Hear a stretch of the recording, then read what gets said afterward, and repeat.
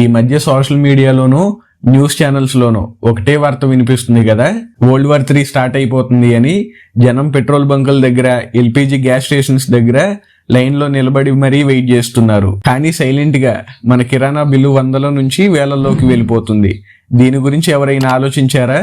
మన దేశంలో petrol rate రూపాయి పెరిగితే న్యూస్ ఛానల్స్ అన్ని హోరెత్తిపోతాయి. కానీ వంట నూనె లేదా కందిపప్పు రేటు 10 రూపాయలు పెరిగినా ఎవరు పట్టించుకోరు. ఏదో సినిమా కథలా ఉంది కదా. కానీ నిజానికి ఇప్పుడు ప్రపంచంలో జరుగుతున్న పరిణామాలు చూస్తుంటే కొంచెం భయమేస్తుంది. మొన్న పార్లమెంట్ లో ప్రధాని మోదీ గారు ఒక మాట అన్నారు, కోవిడ్ టైంలో ఎంత జాగ్రత్తగా ఉన్నామో ఇప్పుడు కూడా అంతే జాగ్రత్తగా ఉండాలి అని. అసలు యుద్ధానికి కోవిడ్ కి ఏంటి సంబంధం? డొనాల్డ్ ట్రంప్ అకస్మాత్తుగా ప్రకటించిన 5 రోజుల కాల్పుల విరమణ వెనుక ఉన్న మాస్టర్ ప్లాన్ ఏంటి? ఈ గొడవ వల్ల రేపు పొద్దున్న మీ ఇంట్లో ఏ వస్తువులు రేట్లు చుక్కలు చూపించబోతున్నాయి? వీటన్నిటినీ ఇవాళ మనం క్లియర్ గా, ప్రాక్టికల్ గా ఎగ్జాంపుల్స్ తో మాట్లాడుకుందాం. స్కిప్ చేయకుండా చివరి వరకు చూడండి, ఎందుకంటే ఇది మీ బడ్జెట్ కి సంబంధించిన విషయం. వీడియో స్టార్ట్ చేసే ముందల చిన్న ఇంపార్టెంట్ నోట్ ఒకటి ఉంది.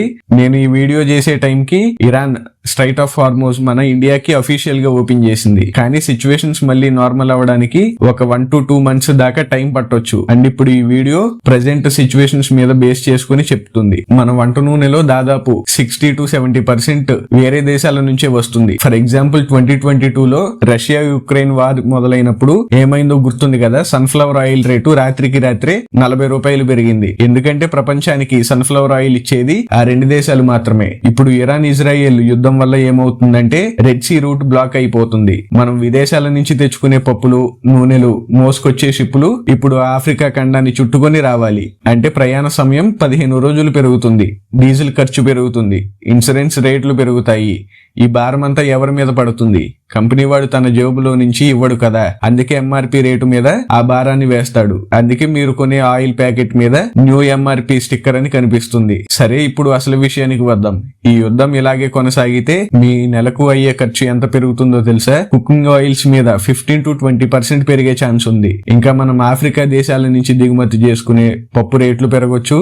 సెమీ కండక్టర్ చిప్స్ సప్లై ఆగిపోతే కొత్త మొబైల్స్ లేదా కార్ల రేట్లు పెరుగుతాయి. అందరూ భయపడి బంగారం కొంటారు. కాబట్టి బంగారం ధర మళ్ళీ ఆకాశానికి వెళ్తుంది. ఒకసారి గుర్తు తెచ్చుకోండి, ఇప్పుడు గనక ఇరాన్ దగ్గర యుద్ధం ముదిరితే అక్కడ స్ట్రైట్ ఆఫ్ హార్మోజ్ అనే చిన్న సముద్ర మార్గం ఉంది కదా, ప్రపంచ వ్యాప్తంగా సరఫరా అయ్యే ఆయిల్లో దాదాపు 20% అక్కడి నుంచే రావాలి. ఒకవేళ ఇరాన్ ఆ దారిని మూసేస్తే రేపు పొద్దున మీరు పెట్రోల్ బంకుకు వెళ్ళినప్పుడు లీటర్ పెట్రోల్ 150 నుంచి 200 వరకు ఉన్నా ఆశ్చర్యపోనక్కర్లేదు. అందుకే ఇండియా ఇప్పుడే పెట్రోల్ నిల్వలు, బొగ్గు, ఎరువులు స్టాక్ రెడీ చేసుకుంటుంది. ఇక్కడ ఇంకొక వింత విషయం గమనించారా? డొనాల్డ్ ట్రంప్ ఏమో మేము ఇరాన్ తో చాలా మంచి చర్చలు జరుపుతున్నాం, అంతా సెట్ అయిపోతుంది అని అంటున్నారు. కానీ ఇరాన్ మాత్రం అబ్బే మాకు వాళ్ళకి అసలు సంబంధమే లేదు, చర్చలు ముచ్చటే లేదు అని తెగేసి చెప్తుంది. ఇక్కడ ఒక చిన్న ఎగ్జాంపుల్ చెప్తా చూడండి. మన ఊరిలో 2 పెద్ద మనుషులకి గొడవ జరిగిందనుకోండి, ఒకరు తగ్గి మాట్లాడితే ఓడిపోయారనుకుంటారని భయం. ఇక్కడ ఇరాన్ పరిస్థితి కూడా అంతే. ఒక పక్క అమెరికా బాంబులు వేస్తుంటే మేము వాళ్ళతో మాట్లాడుతున్నాం అని చెప్తే సొంత దేశంలోనే ప్రజలు తిరగబడతారు. అందుకే బయటికి నో చెప్తూనే లోపల మాత్రం ఏదో ఒక డీల్ కోసం ట్రై చేస్తున్నారు. దీనినే బ్యాక్ ఛానల్ డిప్లొమసీ అని అంటారు. ప్రపంచ దేశాలన్నీ కూర్చొని ఒక డీల్ చేసుకుంటున్నప్పుడు మనం అక్కడ లేకపోతే మనల్ని వాళ్ళు కూరలో కరివేపాకులా వాడేసుకుంటారు అన్న ఈ మాటలు స్వయంగా మోడీ గారే పార్లమెంట్ లో అన్నారు. గతంలో మనం అమెరికా చెప్పింది వినేవాళ్ళం, కానీ ఇప్పుడు పరిస్థితి మారింది. ట్రంప్ ఫోన్ చేయగానే మోడీ గారు క్లియర్ గా చెప్పారు, మాకు శాంతి కావాలి. ఎందుకంటే యుద్ధం వస్తే మనం పెట్రోల్ లీటరు 200 పెట్టి కొనాల్సి వచ్చినా ఆశ్చర్యపోనక్కర్లేదు కదా. అందుకే ఇండియా ఇప్పుడు ఒక మధ్యవర్తిగా మారి ఈ గొడవను ఆపాలని చూస్తుంది. చాలా మంది అనుకుంటారు ఎక్కడో ఇరాన్ లో మిసైల్స్ పడితే నాకేంటి అని. కానీ ఆధునిక యుద్ధాలు సరిహద్దులతో ఆగవు. అవి నేరుగా మన ఇంట్లోకే వస్తాయి. ఎలాగంటే పెట్రోల్ లీటర్ 150 దాటితే మన బడ్జెట్ తలకిందులవుతుంది. గ్యాస్ రేట్లు పెరిగితే వంటిల్లు మండుతుంది. ఇన్వెస్ట్మెంట్లు, రూపాయి విలువ పడిపోతాయి. ట్రాన్స్పోర్ట్ ఛార్జీలు పెరిగితే ఆటోమేటిక్ గా టమోటాల నుంచి పప్పుల వరకు అన్ని రేట్లు పెరుగుతాయి. అందుకే ఇది కేవలం టీవీలో చూసే వార్త కాదు, మనం జేబుకి సంబంధించిన విషయం. ప్రస్తుతం ప్రపంచ దేశాలన్నీ ఇండియా వైపు చూస్తున్నాయి. ఎందుకంటే మనం ఎవరికి శత్రువులం కాదు. పాకిస్తాన్, టర్కీ, ఈజిప్ట్ లాంటి దేశాలు మధ్యవర్తి కింద ఉండాలని చూస్తున్నా అమెరికా, ఇరాన్ రెండింటితో మంచి సంబంధాలు ఉన్న ఏకైక దేశం ఇండియా. అందుకే ఇండియా ఈ యుద్ధాన్ని ఆపడానికి ఒక సైలెంట్ పవర్ హౌస్ లా పనిచేస్తుంది. యుద్ధం అనేది కేవలం సైనికుల మధ్య పోరాటం కాదు, అది దేశాల ఆర్థిక వ్యవస్థ మీద పడే దెబ్బ. అందుకే మోడీ గారు చెప్పినట్లు మనం కోవిడ్ సమయంలో ఎంత అప్రమత్తంగా ఉన్నామో ఇప్పుడు కూడా అంతే సిద్ధంగా ఉండాలి. చాలా మందికి అర్థం కాని విషయం ఏంటంటే కోవిడ్ టైంలో మనకు డబ్బులు ఉన్నా వస్తువులు దొరకలేదు, ఎందుకంటే సప్లై చైన్ తెగిపోయింది.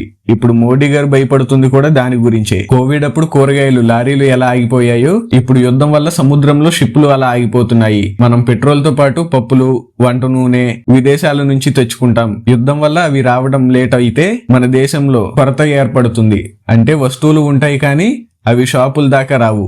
మోడీ గారు పార్లమెంట్ లో చెప్పిన ఆ సేఫ్ అనే మాటకి అర్థం మనం దేనికోసం ఇతర దేశాల మీద ఆధారపడకుండా ఉండాలి అని. ఇప్పుడు పరిస్థితి ఎలా ఉందంటే యుద్ధం ఆగిపోతుందా లేదా ఇది వరల్డ్ వార్ 3 గా మారుతుందా అనేది ఒక సన్నని దారం మీద ఉంది. ట్రంప్ ఈ 5 రోజులు స్ట్రైక్స్ ఆపారు కదా, ఇరాన్ కూడా ఆలోచిస్తుంది ఒకవేళ ఇద్దరు తగ్గితే సరే, లేదంటే మాత్రం మనం చాలా గట్టి పరిణామాలు ఎదుర్కోవాల్సి ఉంటుంది. చూశారు కదా, యుద్ధం అనేది కేవలం వార్తల్లో చూసే విషయం కాదు, అది మన ప్లేట్లో ఉండే అన్నం మీద కూడా ప్రభావం చూపిస్తుంది. అందుకే రేట్లు పెరిగాక బాధపడడం కంటే ఇప్పుడే మనం అవగాహన పెంచుకోవాలి, అనవసరమైన ఖర్చులు తగ్గించుకోవాలి. మీకు ఒక డౌట్ రావచ్చు, మరి మన ఇండియా ఏం చేస్తుంది అని. మన దేశం రష్యా దగ్గర తక్కువ రేటుకి ఆయిల్ కొనడం, ఇతర దేశాలతో డీల్స్ కుదుర్చుకోవడం వంటివి చేస్తుంది. కాబట్టి మనం ఇప్పటికీ కొంతవరకు సేఫ్ గా ఉన్నాం. ఈ ఇన్ఫర్మేషన్ మీకు యూస్ఫుల్ అనిపిస్తే వెంటనే లైక్ చేసి, సబ్స్క్రైబ్ చేసి, షేర్ చేయండి.